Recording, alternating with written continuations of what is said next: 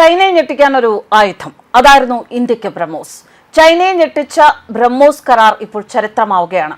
ഇന്തോനേഷ്യയാണ് ഇന്ത്യയുമായി ഏറ്റവും ഒടുവിൽ ബ്രഹ്മോസിനായി കരാർ ഒപ്പുവെച്ചിരിക്കുന്നത്. ബ്രഹ്മോസ് മിസൈലുകൾ ഇന്തോനേഷ്യ കൈപ്പിടിയിൽ ആക്കുന്നത് മേഖലയിലെ സൈനിക സന്തുലിതാവസ്ഥയിൽ വലിയ മാറ്റങ്ങളാണ് കൊണ്ടുവരിക. കപ്പലുകളിൽ നിന്നും അന്തർവാഹിനികളിൽ നിന്നും ഒപ്പം വിമാനങ്ങളിൽ നിന്നും വിക്ഷേപിക്കാൻ കഴിയുന്ന ബ്രഹ്മോസ്, ശത്രുവിന്റെ റഡാറുകളുടെ കണ്ണുവെട്ടിക്കുന്ന ബ്രഹ്മോസ്, അതിവേഗത്തിൽ ലക്ഷ്യസ്ഥാനത്ത് പതിക്കാൻ ശേഷിയുള്ള ബ്രഹ്മോസിന്റെ വേഗത, കൃത്യത, ശക്തി എന്നിവ സംയോജിപ്പിക്കുന്ന ക്രൂയിസ് മിസൈലുകൾ ഇന്ന് ലോകത്ത് വിരളം.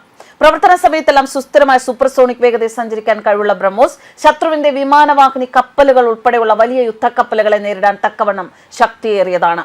വേഗതയുടെയും ശക്തിയുടെയും മിശ്രിതമായതുകൊണ്ട് തന്നെയാണ് ബ്രഹ്മോസ് കാരിയർ കില്ലർ അഥവാ ഷിപ്പ് കില്ലർ എന്ന ലേബലിൽ അറിയപ്പെടുന്നത്.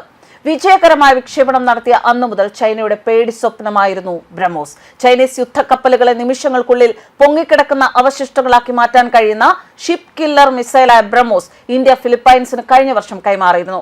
ഇപ്പോഴിതാ ഇന്ത്യയുടെ അത്യാധുനിക മിസൈൽ സാങ്കേതിക വിദ്യയുടെ ആദ്യത്തെ പ്രധാന കയറ്റുമതിക്ക് ശേഷം 2022 ജനുവരിയിൽ രണ്ട് രാജ്യങ്ങളും തമ്മിൽ ഒപ്പുവെച്ച $375 മില്യൺ സുപ്രധാന കരാറിന് ശേഷം ഇന്തോനേഷ്യയും ബ്രഹ്മോസ് സ്വന്തമാക്കുന്നു. ചൈനയുടെ പ്രതിരോധ സംവിധാനങ്ങൾ മികച്ചതാണ്. എന്നാൽ ചൈനയുടെയും പാകിസ്ഥാന്റെയും വ്യോമ പ്രതിരോധത്തെ തകർക്കാൻ ബ്രഹ്മോസ് മിസൈലിന് സാധിച്ചു എന്നത് തന്നെയാണ് ഏറ്റവും വലിയ നേട്ടം. കരയാക്രമണ മിസൈൽ യാഥാർത്ഥ്യമായതോടെ സമുദ്രശക്തിയിൽ ഇന്ത്യയോട് മത്സരിക്കുന്ന ചൈനയുടെ സാമ്പത്തിക കേന്ദ്രമായ കിഴക്കൻ തീരത്ത് ഇന്ത്യൻ നാവികസേനയ്ക്ക് വെല്ലുവിളി ഉയർത്താൻ സാധിക്കും. ചൈനയുടെ പ്രധാന വ്യാപാര തുറമുഖങ്ങളായ ഷാങ്ഹായിയും മറ്റു തുറമുഖങ്ങളും ഇന്ത്യയുടെ പ്രഹര പരിധിക്ക് പുറത്താണ് എന്നതായിരുന്നു ഇതുവരെ ഇന്ത്യയുടെ പ്രധാന ദൗർബല്യമായി കരുതപ്പെട്ടിരുന്നത്.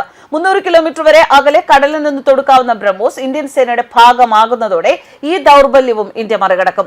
സമുദ്രത്തിൽ നിന്ന് കരയിൽ പ്രഹരം നടത്താനുള്ള ശേഷിയുടെ പ്രാധാന്യം ആധുനിക യുദ്ധതന്ത്രത്തിൽ വർദ്ധിച്ചു വരികയാണ്.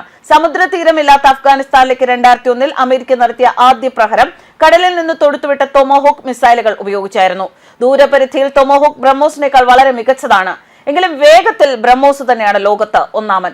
ശബ്ദ അതിവേഗത്തിൽ പറക്കുന്ന ഏക ക്രൂയിസ് മിസൈലാണ് ബ്രഹ്മോസ്. കടലിൽ നിന്ന് മിതമായ കരയാക്രമണം നടത്താനുള്ള ശേഷി ഇന്ത്യൻ നാവികസേന 1971 യുദ്ധത്തിൽ തന്നെ തെളിയിച്ചതാണ്. ചെറിയ മിസൈൽ ബോട്ടുകൾ ഉപയോഗിച്ച് അന്ന് ഇന്ത്യൻ നാവികസേന കറാച്ചി തുറമുഖം തകർക്കുകയും ചെയ്തു. എന്നാൽ തുറമുഖത്തോട് അടുത്ത് ചെന്ന് വേണ്ടി വന്നു അന്ന് ആക്രമണം നടത്താൻ. ബ്രഹ്മോസ് നാവികസേനയിൽ എത്തിയതോടെ ദൂരെ നിന്ന് ആക്രമണം സാധ്യമാകും. ഇന്ത്യയും റഷ്യയും സംയുക്തമായാണ് ബ്രഹ്മോസ് മിസൈലുകൾ വികസിപ്പിച്ചെടുക്കുന്നത്. റഷ്യയുടെ സഹായത്തോടെ 600 കിലോമീറ്ററിലധികം ദൂരം പ്രഹരശേഷിയുള്ള ബ്രഹ്മോസ് മിസൈൽ വികസിപ്പിക്കാൻ കഴിഞ്ഞ വർഷം തീരുമാനിച്ചതാണ്. ബ്രഹ്മോസിന്റെ നിലവിലെ പരിധി 300 കിലോമീറ്ററാണ്. പാകിസ്ഥാനെ മുഴുവനായി പ്രഹരപരിധിയിൽ കൊണ്ടുവരാൻ തന്നെ ഇത് അപര്യാപ്തമാണ്. ഈ സാഹചര്യത്തിലായിരുന്നു പുതുതലമുറ ബ്രഹ്മോസിനായി ഇന്ത്യ പദ്ധതികൾ ആവിഷ്കരിച്ചത്. പാകിസ്ഥാനെയും ചൈനയിലെയും പല മേഖലകളെയും ലക്ഷ്യമിടുമ്പോൾ കൂടുതൽ ദൂരപരിധിയും കൃത്യതയുമുള്ള മിസൈൽ അനിവാര്യമാണ്. ബ്രഹ്മോസിനേക്കാൾ റേഞ്ചുള്ള ബാലിസ്റ്റിക് മിസൈലുകളും ഇന്ത്യയുടെ കൈവശമുണ്ട്. പക്ഷേ ബാലിസ്റ്റിക് മിസൈലുകളെ അപേക്ഷിച്ച് ബ്രഹ്മോസിനുള്ള കൃത്യതയാണ് ദീർഘദൂര ബ്രഹ്മോസ് മിസൈൽ നിർമ്മിക്കാൻ ഇന്ത്യയെ പ്രേരിപ്പിക്കുന്നത്. ബ്രഹ്മോസ് ക്രൂയിസ് മിസൈലുകൾക്ക് സൂക്ഷ്മമായ ലക്ഷ്യത്തെ പോലും കൃത്യമായി ഭേദിക്കാൻ സാധിക്കും. അതീവ സുരക്ഷാ മേഖലയിലും ബ്രഹ്മോസിന് ലക്ഷ്യം പിഴക്കില്ല. ബ്രഹ്മോസ് മിസൈലുകളെ പൈലറ്റ് ഇല്ലാത്ത യുദ്ധവിമാനം പോലെ ഉപയോഗിക്കാവുന്നതാണ്. ആധുനിക സാങ്കേതിക വിദ്യകളുടെ സഹായത്തോടെ ശത്രുവിന്റെ ലക്ഷ്യത്തിലേക്ക് ഏത് ദിശയിൽ നിന്നും ആക്രമണം നടത്താൻ ബ്രഹ്മോസിന് സാധിക്കും. ഇതെല്ലാം ഇന്ത്യയുടെ പുതിയ നീക്കങ്ങൾക്ക് ഊർജം നൽകുന്ന ഒന്നാണ്. എന്തായാലും ഇന്തോനേഷ്യയും ഇന്ത്യയുടെ അടുത്ത് ഇപ്പോൾ ബ്രഹ്മോസിന് വേണ്ടി എത്തിയിരിക്കുകയാണ്. ലോക രാജ്യങ്ങളിലെ ഗ്ലാമർ താരം തന്നെയാണ് ഇന്ത്യയുടെ ബ്രഹ്മോസ്. News desk കർമ്മസ്.